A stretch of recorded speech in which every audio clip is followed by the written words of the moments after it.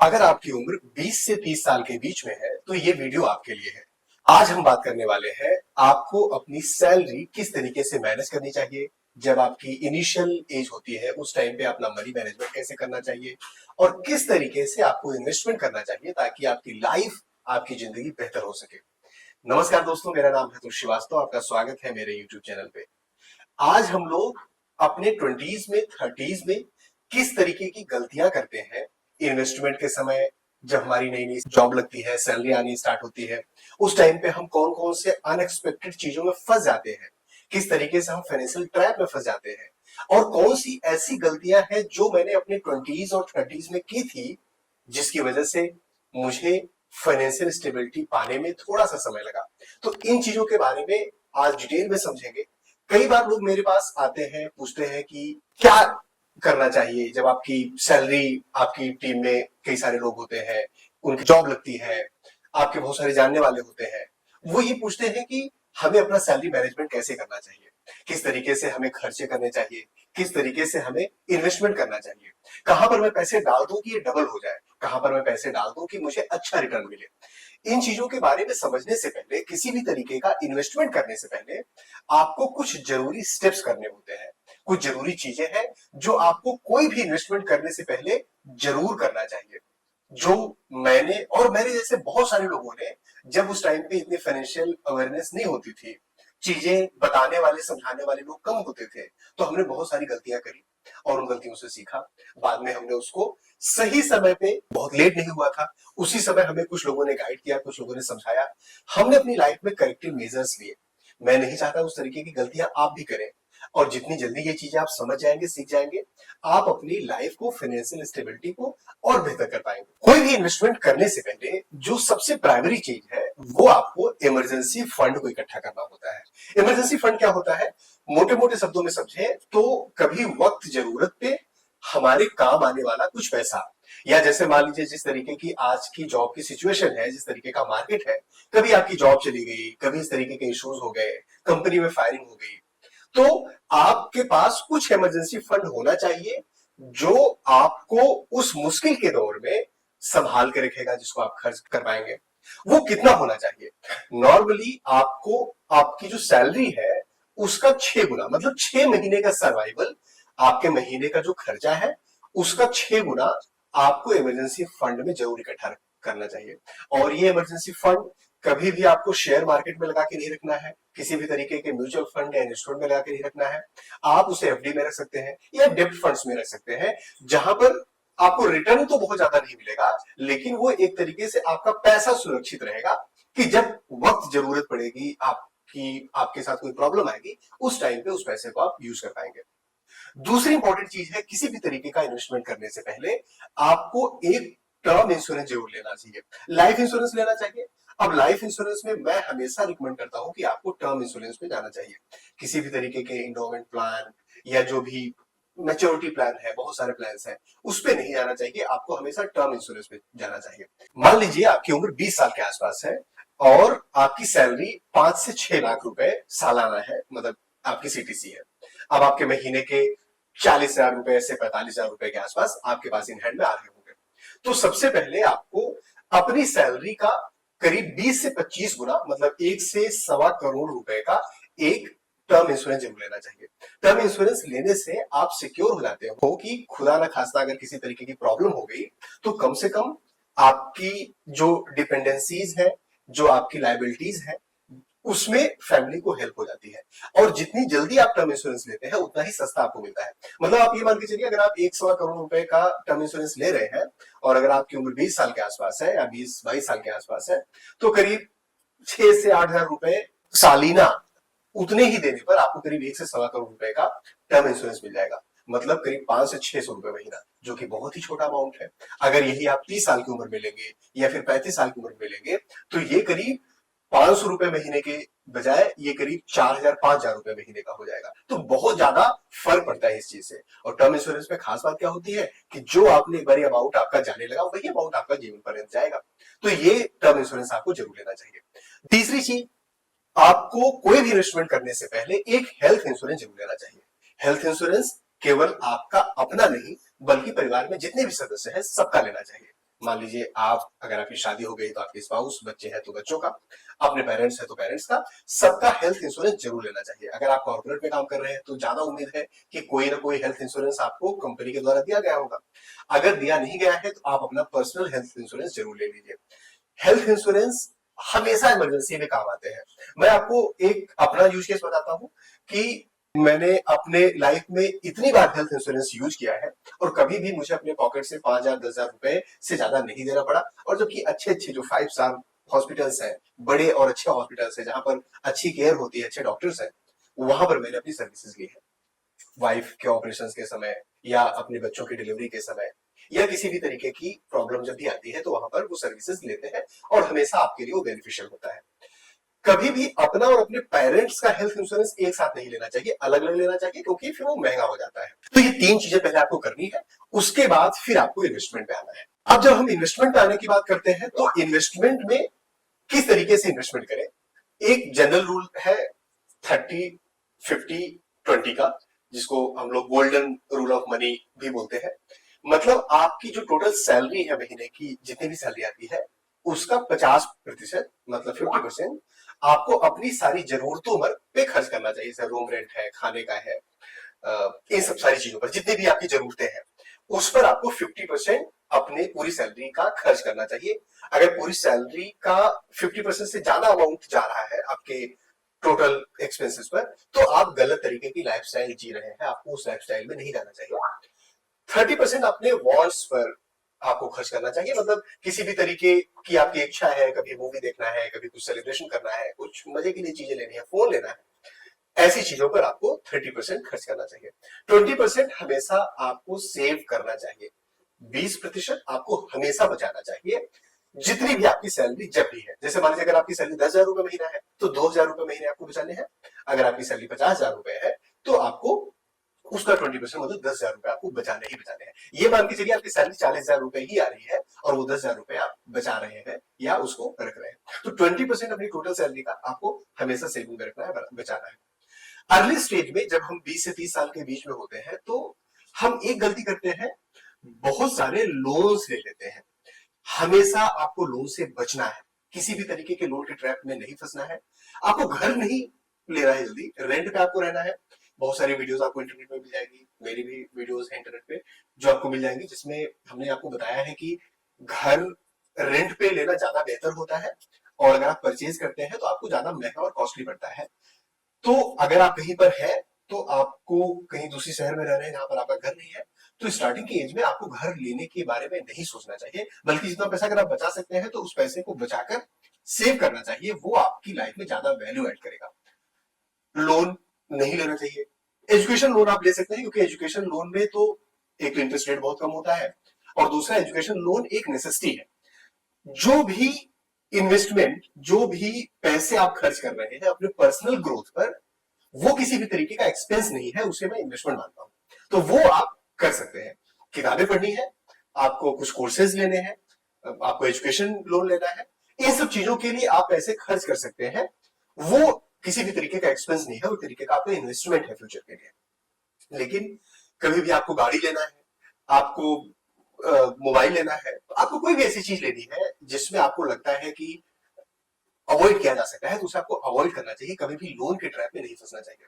तो क्या हम कोई चीज ले ही ना, नहीं, आप बिल्कुल लीजिए ना। अब जैसे मान लीजिए आपकी सैलरी 50,000 रुपए महीने की थी, तो आपने जो 20% सेव करना था आपने सेव कर दिया। अब जो 30% वांट वाला हिस्सा है, मतलब करीब 15,000 रुपए, उसको आप इकट्ठा करिए। आपको 40,000 का फोन लेना है तो लोन पे और ईएमआई पे लेने के बजाय उस 15,000 रुपए को 3 महीने बचाइए और फिर फोन लीजिए। किसी भी तरीके के वांट पे, किसी भी तरीके की लग्जरी पर वो 30% ही आपका खर्च होना चाहिए, उससे ज्यादा नहीं खर्च होना चाहिए। ये आपको प्रॉब्लम देता है, प्रॉब्लम क्रिएट करता है। एक और आदत है जो आपको यूज करना चाहिए, फाइनेंशियल स्टेटमेंट बनाने का। जब हम अर्ली स्टेज में होते हैं, हमारे पास पैसे आते हैं, हम कुछ खर्च कर देते हैं, कोशिश करिए, और आजकल तो यूपीआई है तो हम कहीं पर भी आते हैं, स्कैन करते हैं, खर्च करते रहते हैं। महीने के एंड में हमें समझ में नहीं आता कितना पैसा किस चीज में खर्च हो गया। डेली एक्सपेंस को लिखने की एक आदत बनाइए। आप भले यूपीआई में है, सारा डेटा रहता है, फिजिकल नोट्स जो हम बनाते हैं उसका बहुत ज्यादा इंपॉर्टेंस होता है और बहुत ज्यादा इंपैक्ट करता है आपकी लाइफ में।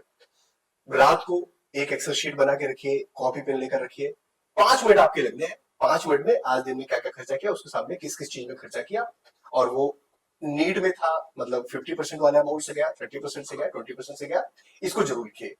विश्वास मानिए जब आप मंथ एंड पे उसको रिव्यू करेंगे, आपको ना समझते हुए भी कम से कम 5 से 6 ऐसे खर्चे नजर आएंगे जो आप अवॉइड कर सकते थे, और शायद वो पैसे आप बचा सकते थे या उसको अपने इन्वेस्टमेंट में डाल सकते थे, खर्चों से हटा सकते थे।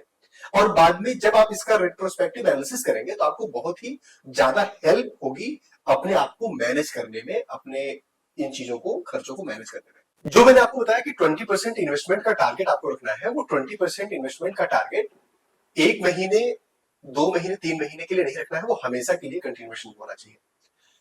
कभी भी इस कंसिस्टेंसी को नहीं तोड़ना है, हमेशा आपको उसी कंसिस्टेंसी में 20% की इन्वेस्टमेंट रखनी है, ताकि वो लाइफ लॉन्ग आपकी चलती रहे।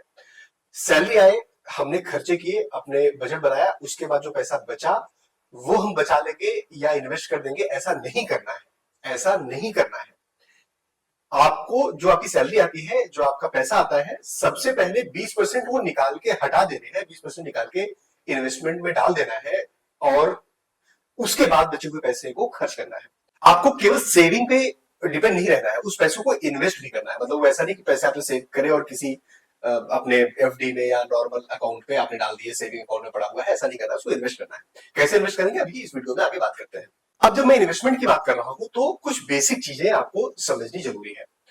सबसे पहले तो किसी भी तरीके के जो मारीच होते हैं, जो मार्केट में घूमते हैं, उनके बहकावे में नहीं आना है आपको। कोई आपको बताएगा कि आप हमारे व्हाट्सएप ग्रुप पे ऐड हो जाओ, 29 rupees, 99 rupees per month investment tip देंगे और वहां से शेयर मार्केट में आप डालोगे, आपके पैसे डबल होंगे, ट्रिपल होंगे, शेयर मार्केट की ट्रेडिंग सीख लो। अगर आप प्रोफेशनली करना चाहते हैं, उस फील्ड में जाना चाहते हैं, तो अच्छी बात है, आपको सीखना चाहिए, प्रॉपर कोर्स करके, समझ के, अच्छे से रिसर्च करके, उसके बाद आपको जाना चाहिए। लेकिन आपको अपने लाइफ के अर्ली स्टेज में नहीं करना चाहिए, मेरी सलाह रहेगी। करना क्या चाहिए आपको, सबसे पहले तो आपको जो म्यूचुअल फंड्स हैं और जो शेयर है, इनके बीच का अंतर समझना है, और शेयर मार्केट में पैसे डालने के बजाय म्यूचुअल फंड में पैसे डालने चाहिए। म्यूचुअल फंड में भी पैसे कैसे डालने चाहिए, आपको कुछ पैसे स्मॉल कैप में डालने चाहिए, कुछ पैसे मिड कैप में, कुछ पैसे लार्ज कैप में डालने चाहिए। इसके लिए एक मेथड है, मैथमेटिकल रूल है, 100 - x अमाउंट आपको रिस्क में डालना चाहिए, बाकी आपको रिस्क फ्री रखना चाहिए। जैसे मान लीजिए आपकी उम्र 25 साल है, तो जो टोटल आप पैसे जमा कर रहे हो, मान लीजिए 10,000 रुपए आपने इन्वेस्ट करने हैं हर महीने, तो उस 10,000 रुपए में से 100 - x, और x मान लीजिए आपकी 25 साल उम्र है, तो 75% आपको रिस्क वाली चीजों में डाल सकते हैं। रिस्क वाली चीजें, अगेन रिस्क में मैं नहीं बोलूंगा कि क्रिप्टो करेंसी पे डाल दीजिए या शेयर मार्केट में डायरेक्टली आप इन्वेस्टमेंट करना स्टार्ट कर दिए। रिस्क, कैलकुलेटिव रिस्क आपको लेना है, क्रिप्टो करेंसी नहीं खरीद लेना है, जुआ नहीं खेल लेना है, लॉटरी में पैसे नहीं डाल देने हैं। रिस्क मतलब आप ऐसे शेयर जो थोड़े फ्लैक्चुएट होते हैं, स्मॉल केस के इन्वेस्टमेंट है, या स्मॉल कैप के शेयर्स हैं, इनके म्यूचुअल फंड आप खरीद लीजिए। थोड़ा सा वॉलेटाइल होता है, बट अभी आपकी उम्र कम है, आपको तुरंत निकालना नहीं है, ऐसा नहीं है कि अगले दिन अपने बच्चों की शादी करनी है या कुछ ऐसा है, तो वहां पर आप इन्वेस्टमेंट कर सकते हैं, लगा सकते हैं। बाकी 25% मतलब 10,000 रुपए का 7,500 रुपए आपने ऐसे लगाए, और बाकी 2,500 रुपए एफडी में लगा दिए, या लार्ज कैप में, मतलब जो ब्लू चिप कंपनीज है उसमें आपने लगा दिए, तो वो आपका सुरक्षित रहेगा। एक बहुत अच्छा इन्वेस्टमेंट ऑप्शन गोल्ड मुझे लगता है। हालांकि बहुत सारे लोग गोल्ड को बहुत अच्छा इन्वेस्टमेंट नहीं मानते हैं, लेकिन आपको क्या करना है कि गोल्ड में आपको, अगर आप बॉन्ड खरीदते हैं, तो एक तो उसमें जीएसटी आपका बच जाता है, तो जीएसटी आपका नहीं लगता, सिविलियन गोल्ड आप बॉन्ड आप ले लीजिए, एक तो उसमें जीएसटी जो 18% लगती है वो 5% हो गया, तो वो बच जाएगा आपका, नंबर 1। सेकेंड, गोल्ड पिछले 25 सालों में on an average 10% annual return देता है। 10% बहुत अच्छा नहीं है, शेयर मार्केट में उससे अच्छा आप कमा सकते हैं, लेकिन 10% सेफ साइड है। मतलब अगर 5 या 6%, 7% कैश महंगाई दर मान लें, तो एक तरीके से आपका पैसा वो सुरक्षित है। और गोल्ड ऐसी चीज है कि जब भी चाहे आप ट्रेड कर सकते हैं, जब भी चाहे उसे निकाल सकते हैं, हटा सकते हैं। एक इन्वेस्टमेंट में, मतलब ये मेरा पर्सनल ओपिनियन है, आप मुझसे डिसएग्री कर सकते हैं, बट मेरा एक ओपिनियन है कि कभी भी क्रिप्टो करेंसी में या किसी भी ऐसे शेयर में जिनका कोई टेंजिबल प्रोडक्ट नहीं है, जिसका कोई बैकअप नहीं है, उसमें नहीं डालना चाहिए। क्रिप्टो करेंसी मेरे या एनएफटीज है, ये सब मेरे अंडरस्टैंडिंग है, क्योंकि मैं टेक्निकल बैकग्राउंड से आता हूँ, आईटी बैकग्राउंड से आता हूँ, तो मुझे उसकी समझ है, टेक्निकल समझ है। मेरे हिसाब से ये बहुत ही लॉन्ग रन चलने वाली चीजें नहीं है। आप पैसे सही समय पे डाल देते हैं, सही समय पे निकाल देते हैं, अच्छा मार्जिन आपको मिल जाएगा, बट लॉन्ग टर्म में क्रिप्टो करेंसी या किसी भी तरीके की इस तरीके के प्रोडक्ट्स में इन्वेस्टमेंट में कभी सलाह आपको नहीं दूंगा। आपको कंपाउंडिंग का इफेक्ट समझना है, कंपाउंडिंग कितना ज्यादा आपके लिए फायदेमंद होता है। एक एग्जांपल लीजिए, अगर आप 2000 रुपए हर महीने डालते हैं और मान लीजिए आपकी उम्र आज के समय में 20-22 साल है और आप 40 साल तक डालते हैं कि ठीक है 60 साल में रिटायर होना है, तब तक 2000 रुपए, आज भी 2000 रुपए, कल भी 2000 रुपए, 2000 रुपए ही डाल रहे हैं। आपकी सैलरी बढ़ गई, आप बढ़ा भी सकते हैं, बट आप 2000 रुपए डाल रहे हैं तो करीब 40 साल में आप 9.5 लाख रुपए के आसपास आप पैसे डालेंगे। और ये 9.5 लाख रुपए आपके 9.5 लाख रुपए नहीं रहेंगे जब रिटायरमेंट के समय या जब आप एसआईपी बंद करेंगे, ये करीब हो जाएंगे 2.5 करोड़ रुपए के आसपास। अब मान लीजिए यही 2000 रुपए जो आप डाल रहे थे, ये 2000 रुपए आपने 10 साल बाद से स्टार्ट किया, मतलब 30 या 35 साल की उम्र है तब आपने स्टार्ट किया, और अगले 30 साल डाल रहे हैं, मान लीजिए 25 से 30 साल डाल रहे हैं। अब ये जो वैल्यू होगी, ये वैल्यू केवल 90 लाख, मतलब आप 7 लाख रुपए के आसपास उसमें डालेंगे और टोटल वैल्यू उसकी 90 लाख रुपए के आसपास ही होगी, 75 से 90 लाख रुपए के आसपास, डिपेंडिंग ऑन कितना रिटर्न आपको मिल रहा है। वर्सेस अगर आप 20s में स्टार्ट कर देते हैं 2000 रुपए ही हर महीने डालना, तो ये 2 करोड़ 2.5 करोड़ रुपए आपको मिलने वाला था। तो ये डिफरेंस होता है और ये इंपॉर्टेंट है कि आप जितनी जल्दी इन्वेस्टमेंट शुरू कर सकते हैं शुरू करिए।